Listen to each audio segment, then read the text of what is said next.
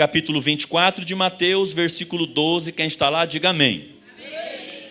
E, por se multiplicar a iniquidade, o amor de quase todos se esfriará. A Bíblia é um livro profético. Eu selecionei para conversar com vocês 5 tipos de promessas que existem na Bíblia, e a última é a preocupação e a reflexão que quero deixar para você. Nós temos na Bíblia as promessas que se cumpriram dentro da Bíblia. Preste atenção. Profecias que foram lançadas dentro da Bíblia e se cumpriram dentro da própria Bíblia. Exemplo, Isaías disse: eis que uma virgem conceberá. Quando o anjo veio falar com Maria que ela daria a luz a Jesus, Maria era virgem. Então é uma profecia que é falada dentro da Bíblia e cumprida dentro da Bíblia. Quem dá glória a Deus por isso? Está profetizado no Antigo Testamento que Jesus seria sepultado num sepulcro de um rico. 700 anos depois, Jesus é crucificado, e na hora de ser sepultado, José de Arimateia e Nicodemos se juntam e vão levar Jesus para o sepulcro de um deles. Você acha que Nicodemos, você acha que José de Arimateia perceberam isso? Não, mas eles estavam cumprindo uma profecia e nem sabiam. Então repete comigo: profecias cumpridas dentro da Bíblia. Duvido que você conseguiu decorar e falar sozinho. 1, 2, 3. Dentro da Bíblia. Segundo tipo de profecia da Bíblia são as profecias além da Bíblia. Foram ditas na Bíblia, mas se cumpriram depois da Bíblia. Se cumpriram pós-Bíblia. Por exemplo, dá uma olhada em Naum capítulo 2, versículo 14. Não dá tempo da gente falar, mas você anota aí, ó, Naum capítulo 2, versículo 4. O automóvel está profetizado. Você anota para ler em casa, Apocalipse capítulo 9, versículo 9, o surgimento do avião. Você pega aí e anota para ler em casa, Sofonias capítulo 1, versículo 15 e 16, a queda das torres gêmeas, está profetizado dentro da Bíblia. E tem outras coisas que a gente poderia falar, mas o tempo não dá, o pastor disse que é só até 11h30. Então são profecias cumpridas dentro da Bíblia. Tem uma que eu acho espetacular, anota para você pesquisar em casa, anota, Isaías capítulo 60, versículo 8. Essa aqui eu gostaria de mencionar para você, é espetacular. Olha só o que acontece em Isaías capítulo 60, versículo 8. Isaías vai para a praça da cidade e ele tem que profetizar que os judeus seriam tirados de sua terra e espalhados pelo mundo, mas depois Deus traria eles de volta para formar uma nação. Quem entendeu? Como que você profetizaria isso? Você chegaria e diria: olha, Deus vai mandar a gente, vai espalhar a gente pela terra, mas depois Deus vai nos trazer de volta. Simples ou não? Isaías profetizou assim: quem são estes que vêm voando entre as nuvens, assentados nas janelas das pombas? Oi? Quem são esses que vêm como pombas entre as nuvens, assentados às suas janelas? Não dá para entender isso. Mas em 1948, quando Israel voltou a ser um país novamente, a Organização das Nações Unidas enviou aviões por todos os países do mundo para trazerem judeus de volta. Quem são esses que vão assentados nas janelas das pombas? Por quê? Porque Isaías nunca imaginou um avião, ele imaginou uma pombona grande. Quem pode dar glória a Deus pela Bíblia? Então são profecias que se cumpriram além da Bíblia. Mais um tipo de profecia para quem está anotando: as profecias que ainda se cumprirão. Então tem na Bíblia profecias que cumpriram dentro da Bíblia, profecias que se cumpriram além da Bíblia, e tem profecias que ainda se cumprirão, que nós ainda iremos ver. Eu estou batendo 46 de idade, mas do jeito que as coisas estão indo, eu estou imaginando que eu não vou descer a sepultura. Eu acho que eu vou ouvir o som da última trombeta. E pode ser que alguns aqui estejam vivos até o toque.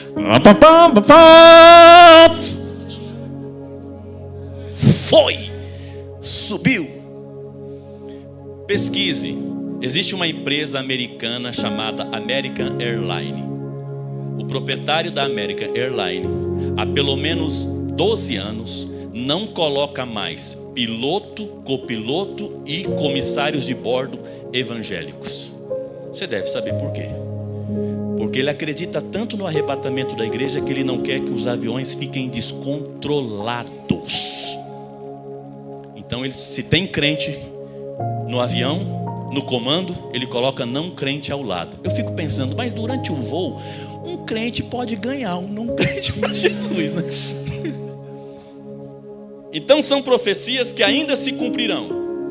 Quarto tipo de profecia, eu gosto muito dessa, são as profecias que estão em andamento. Nós fazemos parte, estamos vendo cumprir, está acontecendo, começa a acontecer as coisas, você vê no jornal e você fala, está na Bíblia, é isso aí, a Bíblia falava disso, é isso, a Bíblia falava, país tal, invadiu o país tal, você vai para a Bíblia, aqui, está aqui, ia acontecer mesmo. São as profecias que estão em andamento. Quem entendeu até aqui, diga amém. Então, são as profecias que se cumpriram dentro da Bíblia, as profecias que se cumpriram além da Bíblia, as profecias que ainda se cumprirão, as profecias que estão em andamento. Quem entendeu, diga amém. Ok, e agora eu quero falar sobre o último tipo e a minha preocupação: as profecias participativas. O que são as profecias participativas? Quem faz é Deus, mas Ele te convida. Quer participar? Pegou? Quem vai fazer é Deus. Quem falou que vai acontecer é Deus. Ele precisa da gente? Não. Mas Ele olha para a gente e fala: quer participar? Quer fazer parte desse tempo? Dessa profecia que vai se cumprir? Então, existem na Bíblia as profecias participativas. Está dentro ou está fora? Você está de que lado? Você quer participar ou não? Se alguém pedir, eu falo. Alguém pede aí, dá um exemplo, pastor. Eu vou dar 2 só porque vocês pediram. Nós temos um exemplo na Bíblia, pastor Mitterrand, de uma profecia participativa. Preste atenção. Davi, do nada, um dia acordou, o rei Davi, e disse assim: ó, construí o meu palácio, construí a minha casa, estabeleci o meu trono, mas esta noite eu não dormi. Por favor, chama o profeta. Aí o profeta vem e Davi fala assim: eu estou incomodado, cara, porque eu tenho uma cama boa, eu tenho uma casa boa, eu tenho um palácio top, eu tenho um trono maravilhoso, mas a gente não tem uma casa para Deus. Como é que pode? O Deus que eu amo, eu tenho uma casa top para mim, e eu não fiz uma casa para Deus. Eu vou fazer uma casa para Deus. E ele chama oficiais e fala: correm pelo mundo e tragam ouro, tragam prata, tragam madeira. Começa a trazer, porque eu vou fazer uma casa para Deus. Aí o profeta entra. Quando o profeta entra, olha só, o profeta diz para Davi: você não vai construir uma casa. Você não vai. Você tem pecadinhos acumulados, suas mãos estão manchadas de sangue. Você não vai fazer uma casa para mim. O teu filho, que reinará após você, fará uma casa para mim. O que você faria? Preste atenção. Você colocou no teu coração: eu vou construir o maior templo que eu puder para Deus. Deus vem a você e profetiza: você não vai fazer.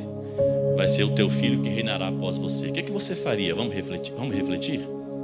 Você fala: eu vou construir um templo para Deus, vai ser a coisa mais linda. E Deus fala para você: você não, vai ser o teu filho. O que você faria? Eu pararia o projeto e diria: tá bom, Deus, beleza. Davi não, cara. Davi decidiu participar. A profecia não vai se cumprir em mim, mas eu vou ajudar a cumprir essa profecia. Continuem trazendo ouro, continuem trazendo prata. E lá na frente, quando você for estudar sobre isso, você vai encontrar um texto que diz assim: e Salomão construiu com os materiais que seu pai Davi havia guardado. Então ergue sua mão comigo assim e diga: eu decido participar. Deu para entender ou não? Então aqui nós temos uma profecia participativa. Não é para você, mas eu decidi participar. Eu quero participar. Posso falar a segunda? Foi profetizado: Jesus será traído por um de seus amigos. Um dos seus vai traí-lo. Jesus tinha quantos apóstolos? Pelo amor de Deus, hein, gente? Quantos apóstolos? 12. Então Jesus tinha Pedro, Tiago, João, Bartolomeu, Natanael, Mateus, Levi. E aí eu fico pensando sempre, quando os profetas disseram que Jesus seria traído por um dos seus amigos, eles falaram o nome do cara? Falaram? Eles falaram de qual tribo? Não. E eu fico pensando, aliás, o doutor Augusto Cury disse que dos 12 apóstolos de Jesus, o mais equilibrado psicologicamente era Judas. Agora preste atenção. Vamos pensar aqui. João é o apóstolo do amor. Depois que ficou velhinho, quando ele era jovem, eles foram pregar em Samaria. Os samaritanos não quiseram receber. E João chegou para Jesus e falou: quer que a gente ore para descer fogo na cabeça desses filhos de uma égua desse samaritano? Aí Jesus chamou eles de filho do trovão, doido. Triscou, o raio cai. A gente tem, por exemplo, Pedro. Por que não Pedro? Pedro era o cara que falava demais. Escreveu, não leu, a espada comeu. Pedro tentou cortar a orelha do servo, do soldado. Não, Pedro não tentou cortar a orelha do soldado. Pedro tentou cortar o pescoço. Errou e acertou a orelha. Esse é o cara perfeito para se rebelar contra Jesus. O cara que faz as perguntas capciosas. O cara que tem coragem de falar. O cara que, tipo igual quando a gente estudava, que na sala os meninos falavam: vai lá, fala você, fala.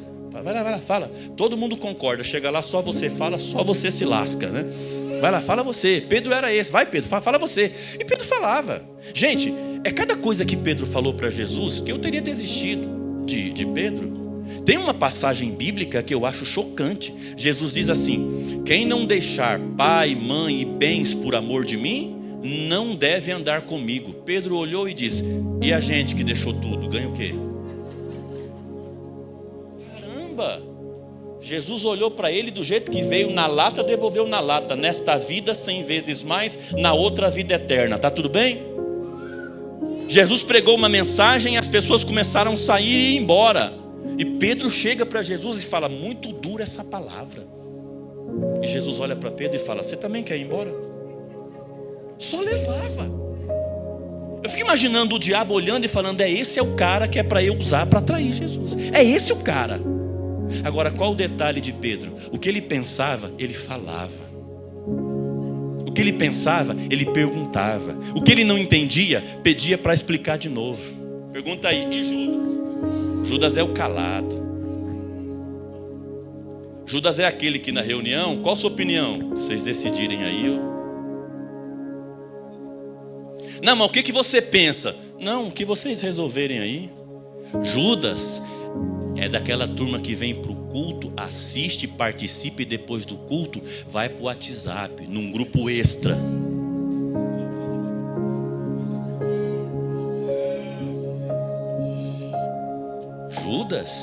Judas é o grupo da família 2, entre parentes, sem fulano, fulano e fulano. Mas na hora, concorda com tudo. Esse é o Judas. Você vai ver Pedro fazendo perguntas para Jesus. Tem ou não tem? Um monte. Você vai ver Felipe. Felipe é o das perguntas idiotas. Felipe é o top. Jesus diz assim: eu sou o caminho, a verdade e a vida. Levanta Felipe e pergunta: mostre-nos o caminho. Eu sou o caminho, a verdade e a vida. Alguma dúvida? Mestre, mostre-nos o caminho.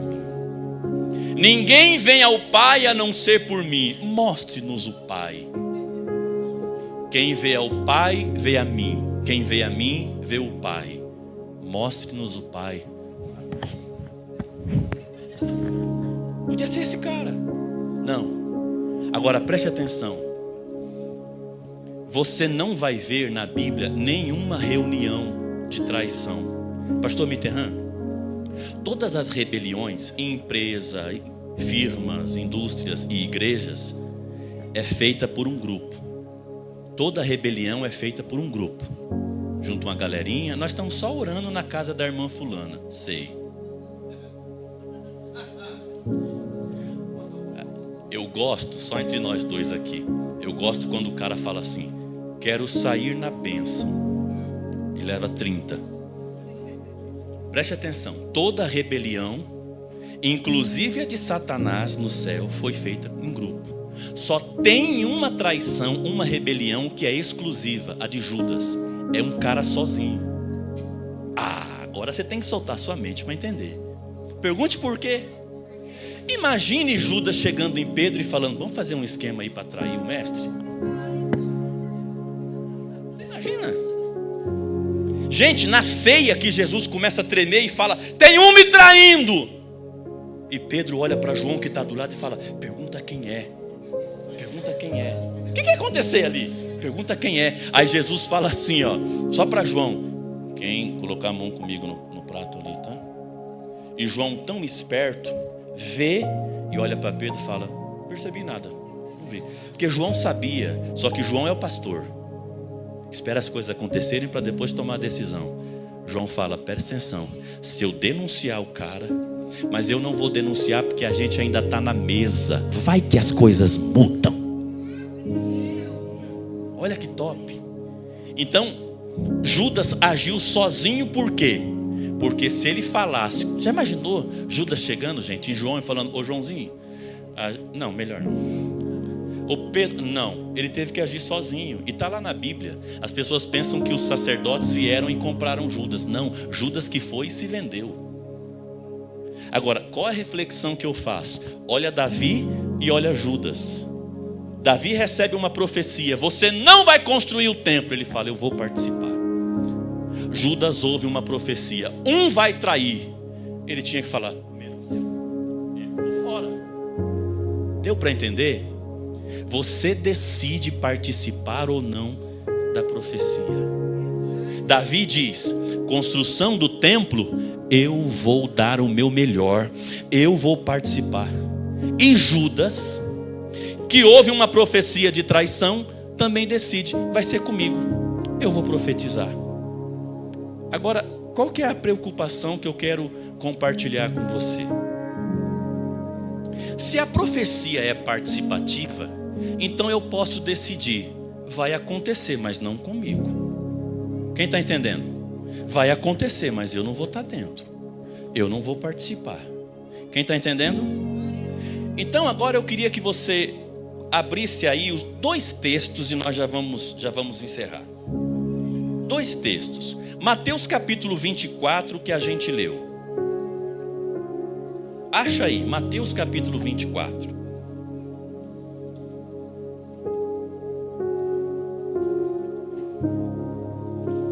Mateus capítulo 24. E marca assim, ó, com essas lembrancinhas que você ganha no dia das mães, as coisas assim, marca assim, ó. Mateus capítulo 24. Aí você vai achar Atos dos Apóstolos capítulo 2. E deixa os 2 textos. E esta é a reflexão e a preocupação que eu quero que você vá com ela para casa. Atos capítulo 2. Deixa marcadinho. Quem está com os 2 textos tem que estar com os 2. Ó, Mateus capítulo 24, versículo 12. Diz o que, pessoal? Por se multiplicar a iniquidade, o amor de quase todos, de muitos, esfriará. É uma profecia ou não é? Agora, Atos capítulo 2, versículo 16. Isto é o que foi profetizado pelo profeta Joel. Nos últimos dias, diz Deus, do meu espírito derramarei sobre toda a carne. Os vossos filhos e as vossas filhas profetizarão. Os vossos jovens terão visões e os vossos velhos terão sonhos. E do meu espírito derramarei sobre os meus servos e as minhas servas, e eles profetizarão. É profecia ou não é? Agora pergunta aí, qual a mensagem? Qual a reflexão? Qual a preocupação? Simples. De qual destas profecias você escolhe participar? O amor de quase todos esfriará. Derramarei do meu espírito sobre os meus servos e as minhas servas. De qual profecia você quer participar? De qual lado você está? O amor de muitos esfriará. eles não vão ter amor uns pelos outros, eles não vão acreditar em mais nada. De quem será que a Bíblia está falando? E derramarei do meu espírito sobre os meus servos e as minhas servas. É de mim que a Bíblia está falando, é de você que a Bíblia está falando. Agora, a pergunta e a preocupação é: de qual lado você quer estar? Pastor, essa geração não quer nada com nada. E você é de qual geração? É incrível. Já viu como é que é? A pessoa vai na internet e fala assim: ah, o brasileiro não quer nada com nada. E você é de qual país? A igreja não está mais orando. E você é de qual igreja? De qual profecia você quer participar? Você quer ser o tipo de crente que diz: é assim mesmo. No final ia ser assim. Eu fico doido quando alguém vem e fala assim: é a palavra se cumprindo. Eu sempre respondo: mas eu não estou participando. Eu faço parte da geração que verá milagres. Eu faço parte da geração cheia de Deus. Eu faço parte da geração incendiada por Deus. Ergue sua mão assim esta noite. E quem é da segunda profecia aí, dá um glória. Agora, talvez você queira ser da outra. Não ama mais ninguém, não acredita em mais nada. Porque nós temos dois extremos. Eu falei que ia deixar você preocupado. Nós temos dois extremos. Preste atenção. Nós temos de um lado quem não acredita mais em nada. Por alguma razão. Eles têm a razão deles. Não acredita mais em profecia de tanta palhaçada que está vendo. Deixa eu falar uma coisa para você. A coisa está ficando tão séria, pastora Beth, que os profetas verdadeiros, as pessoas que têm dons de Deus, as irmãs do mistério, do joelho manchado, as irmãs do coque, os profetas mesmo, que Deus revela a macumba debaixo do filtro, elas estão caladas nas igrejas. Eles estão calados. Pergunte por quê? Porque tudo hoje que você vê, você tem que... Aí profecias que são locais. Eu vou falar, alguém tem que falar isso. Profecias que é local. Profecia que é para aquela irmã ali. Sobre gravidez, sobre o sexo da criança. É local. Mas o idiota pega e joga para a internet. Deixa eu falar uma coisa para você. Nós, os pentecostais raiz, a gente nunca foi conhecido como o povo doido do barulhão, do roda-roda, do avião. A gente foi conhecido como o povo que chorava. O povo do monte. Ei! O povo que Deus revelava o oculto e o escondido. Eu sou do tempo que a gente dava um amasso mais amassado na namorada. E a hora que ia sair da casa dela, você lembrava: hoje é Santa Ceia. Morri. Aí você chegava na igreja, você sentava num canto, a menina no outro. E o louvor começava. Eu sou forte como Jeová. No meio das irmãs levantavam. Ai, meu Deus! O coração tremia. E todo pastor conhece alguém que morreu engasgado com o pãozinho da ceia, porque estava em pecado. Hoje, o cara passa a tarde no motel com a namorada e à noite vai louvar. Isso não é ser pentecostal, nunca. Ai, manda fogo, manda fogo, manda fogo. E Deus olhando e falando: eu estou com vontade de mandar na tua cabeça para te rachar no meio, trem. Então nós vivemos a geração que não acredita mais em nada, porque para mim quem faz isso não acredita. Nós pentecostais raiz, no nosso tempo, não tinha The King, The Choma. Não. Aliás, preste atenção numa coisa.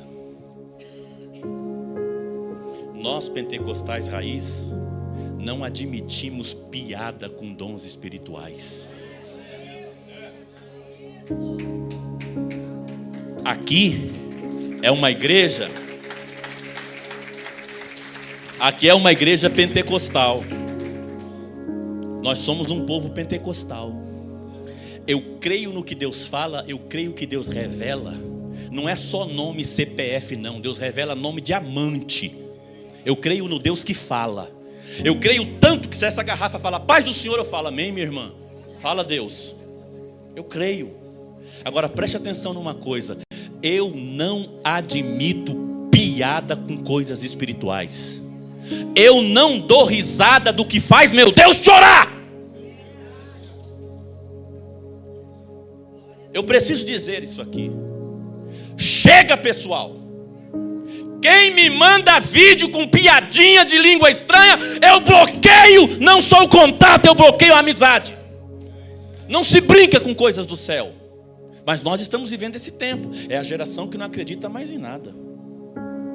No nosso tempo de pentecostal raiz, levantava um profeta, revelava, falava, e a gente falava, meu Deus, olha Deus falando na terra. Hoje a gente está assim, levanta um profeta, a gente pensa, pesquisou aonde? Como é que está sabendo disso aí? Será que já não conhecia a vida da pessoa? Ninguém está acreditando em mais nada. Então a gente tem de um lado quem não acredita em mais nada, e a gente tem do outro lado a baderna, a palhaçada. Eu estava pregando numa igreja um dia desse. Eu não vou contar não. A menos que vocês peçam. Eu estava pregando numa igreja um dia desse. A irmã se levantou no manto, veio marchando para o meu lado, e eu precisando ouvir. Fala Deus, fala. Ela veio marchando para o meu lado e disse, falo contigo, meu servo filisteu. Gente, quem que é filisteu na Bíblia? Eu, filisteu? A outra chegou para minha esposa e falou assim, a irmã vigia, que eu vi algo escuro do seu lado. A Cátia falou, meu marido, pode ficar tranquila, irmã. Tá tudo beleza. As pessoas estão brincando com os dons espirituais. É por isso que o jornal Mensageiro da Paz soltou um dado importante esses dias. 73% dos jovens pentecostais não buscam mais o batismo no Espírito Santo porque tem vergonha de falar em línguas em público. Gente, preste atenção. Nós somos uma igreja moderna, amém ou não? Hoje a gente tem dança, tem teatro, tem luz, o pastor prega de boné. É top ou não é top? Mas a gente não pode perder a característica fundamental. Somos o povo do manto, gente. Somos o povo do glória. Deixa eu falar uma coisa para vocês. Se vocês discordarem, joga um sapato na minha cabeça aí. Mas reflitam. A gente está ministrando, aí você fala uma coisa forte de Deus. Sabe o que as pessoas fazem hoje?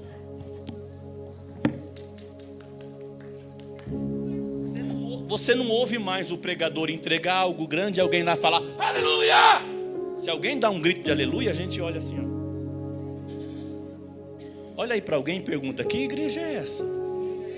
Você tem vergonha de glorificar o teu Deus? Você tem vergonha de dizer aleluia? Você tem vergonha de levantar a sua mão e dizer, eu te amo, meu Deus! Deus que me resgatou, Deus que me amou. Ô, gente, nós somos um povo pentecostal, gente. Nós somos o povo da Bíblia. Nós somos o povo.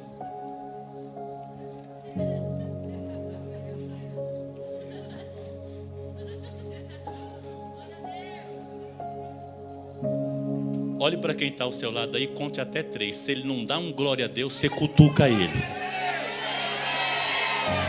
Não aplaude não, é glória, é aleluia, é louvor, é erguer a mão e dizer, eita Deus, Deus tremendo.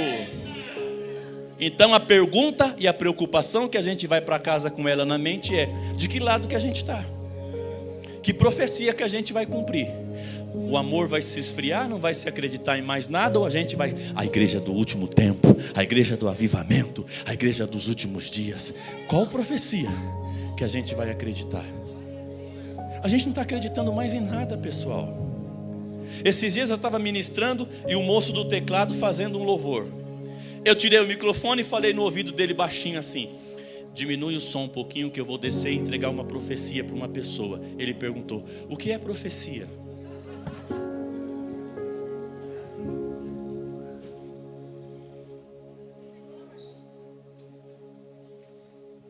Qual foi a última vez que você estava num culto e na hora do louvor veio um arrepio assim que quando você viu, você estava falando em outras línguas? Hein? Ou nós seremos uma igreja só de evento? Quando tem um acampamento, a gente vem voando. Uma semana depois, levanta a mão, levanto não. Dá glória aí, dou glória não. Pessoal, nós estamos no tempo do fim e a guerra está para começar. Ou você se enche de demônios e guerreia contra Deus, ou você se enche de Deus e guerreia contra o inferno. Ergue sua mão esta noite e diga assim: Senhor, amor que se esfria, descrença, incredulidade. Como é que chama, pastor Mitterrand, quando a gente volta? Não é? Apostasia. Diga, apostasia. Falta de amor, falta de misericórdia, incredulidade. Diga, Deus, não conte comigo para essa profecia.